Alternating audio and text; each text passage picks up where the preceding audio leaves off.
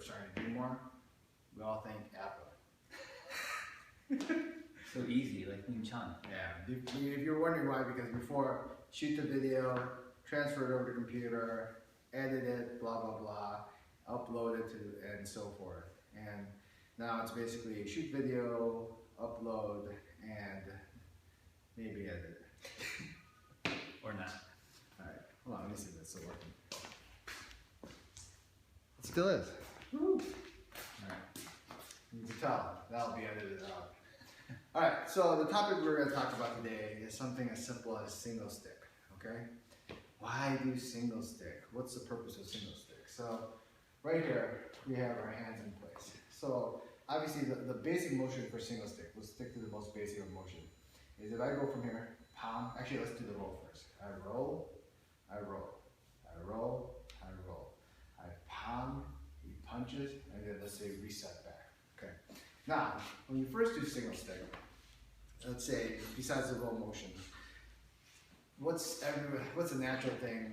You like this too when the first time you learn single stick? Okay.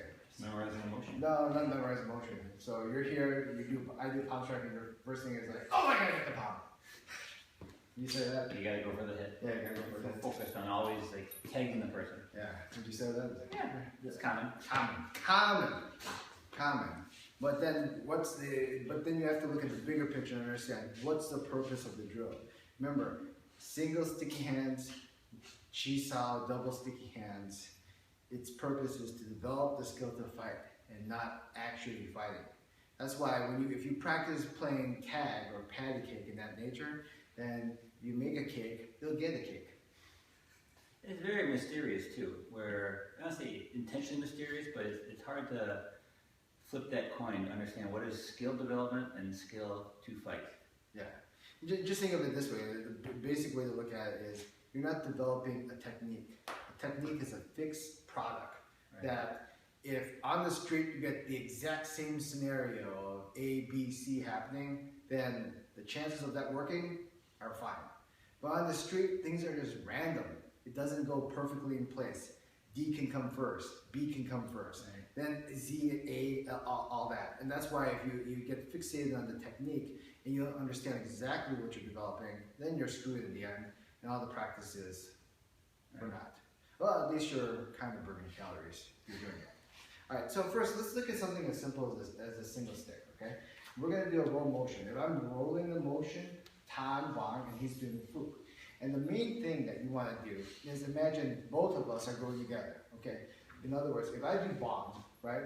Imagine both of us going forward to bang. I go forward to bang, he goes forward to futsal. But, so what are we doing? It's very common that people misinterpret it as, oh, we're going here so that we support each other's weight. But in reality, the purpose of it is, let's say I do it wrong. As soon as Ken's there, I go there, I feel the resistance of his force, and all of a sudden, hey, let's go. I'm dependent on it. Okay? That is not what you're looking to develop every single time. Alright. So the point is, from this moment, you have to know how to hold it. I'm working on what? Holding my center in place, or learning how to control my center. He's working on learning to control the center. When we move our two forces forward, when I move it forward with him, boom. See? If he removes his hand, I'm controlling myself. If I remove my hand, he's controlling himself. That's the whole point. So whether I put more pressure, less pressure, or whatever, I'm constantly controlling that. Anytime you're leaning back, if I go forward and I'm leaning into him, no good. If I push and I'm leaning back, no good. That's the main development. If Wing Chun as a whole understood that simple concept, 99% of Wing Chun would be better. Okay. You have to look at people's stance. Just look at the stance. Okay. I never give a rat's ass about what people's hands are doing. The truth is in the stance. If you can control your own stance, then you understand. You can see someone who understands the structure of things. If he's bobbing up and down, leaning forward and backwards, yeah, you can call it Wing Chun, but you won't get the benefits of the structure that's involved. Okay. So if you understand that concept, hopefully that's good. So now, the basic concept is here. So once let's say we can control this motion. My body is the hammer, pushes the nail. Okay, and his body's a hammer, pushes the nail, and then we move forward. This nail has to know how to hold itself. If I push forward, I go like this, collapse, no good. Or I push him, and let's say he collapsed, that's no good. How do you hold the technique at that particular point between this is muscle, and he pushes me, see the right way he pushes me, or this is, my structure is held in place, he pushes me, and automatically my stance adjusts. See that? You don't even see a reaction from it. Okay?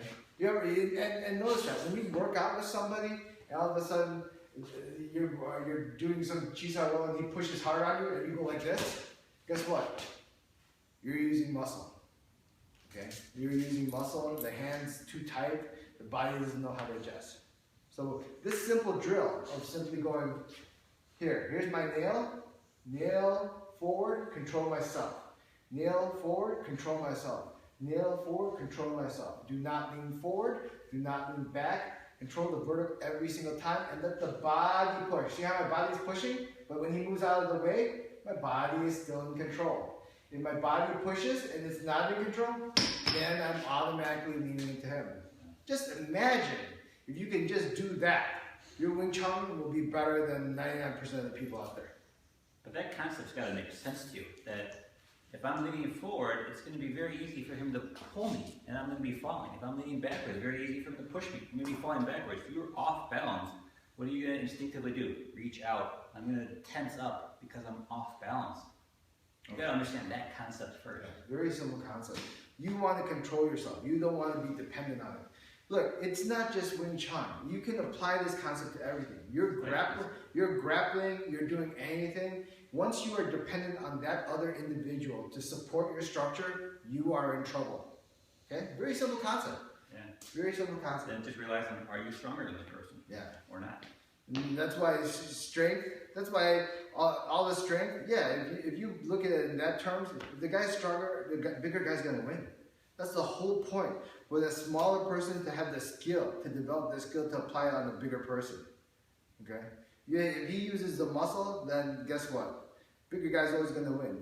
You see a big guy where you got to challenge him to arm wrestling and his arm's this big, right? All right, so hopefully you understand that basic concept of the chisar roll. Now the attack. When I go for a palm, right? I go for a palm. Look at the range I'm in. Okay? So even if I can go like this, boom, hit him. Would I want to develop that? Do I want to develop tag? All right? The point of the drill has nothing to do with hitting him. The point of the drill is first for the attack. When I do the attack here and I shoot forward, am I just using my hand? Because if I'm just using my hand, guess what? He blocks it, easy.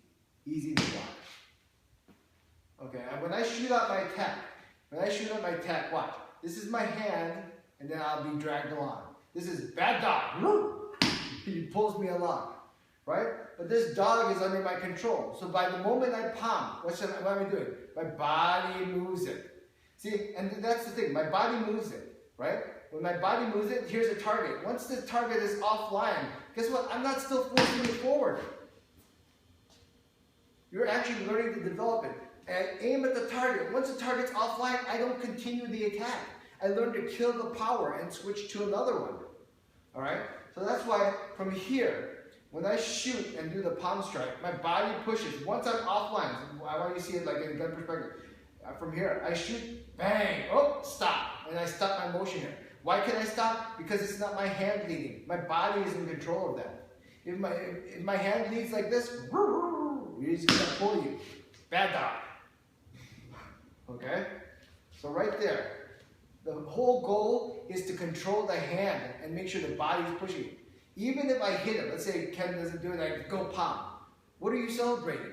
That's not what you're trying to develop. You might as well just get gloves in and just tag each other because you're missing the bigger picture of the development involved. That'll never work in real-time application. It can if someone's dumber than you. I suppose. All right, so right there, same thing. I'm here, I shoot. He shoots, my body leads, and his body controls it here. Look, if I have control of this, if I'm not in control, he'll pull me, and I have control. My body adjusted, so boom, see, I'm still in my center. He's controlling too, otherwise it's just his hand pulling.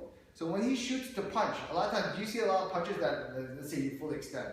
Boom, like this, right? You see you fully extend. Now it'd be like, oh, well, now I can peg you. My punch got through. Let's celebrate, okay? What's the problem with that? He fully extends his punch out like this, right? And then you box out. It's weak. See that? There's no body support. There's no elbow leading the motion to support it. The nail is on its own, and now you have a momentum attack.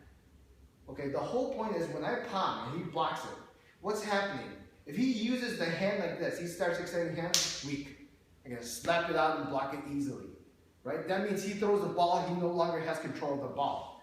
But if I'm here, I palm, he starts pushing with the body. That's why his arm stays bent. And when he starts seeing his target's here, when I shoot here, he stops. Because right there, if he keeps shooting, he's going to shoot at nothing. So same concept involved again. He's not aiming to just shoot for the sake of shooting. Oh, as many chain punches. There's no such thing as a lighter punch or a stronger punch. There's just one thing, a correct punch. All right?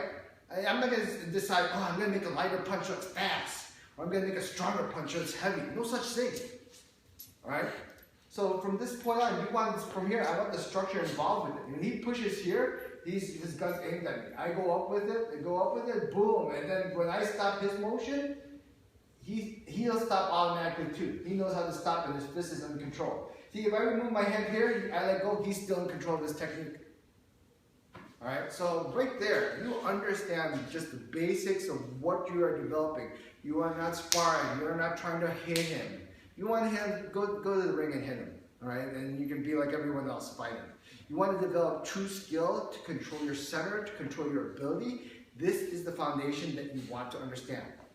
Control the vertical, make sure the vertical is pushing the hand and controlling it. Alright, leading the way to hammer the nail. And then even when the nail gets shot, guess what? It's not dependent on that other individual's force.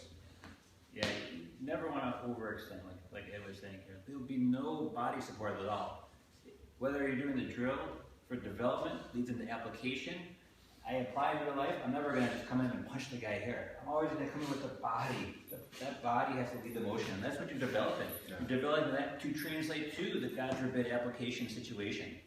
Because if you punch like this in development-wise, in the drill, and you think, oh, that's how I'm really going to apply it, you're going to be in for a rude awakening. Bottom line, you have to know why you're doing what you're doing when you're practicing, okay?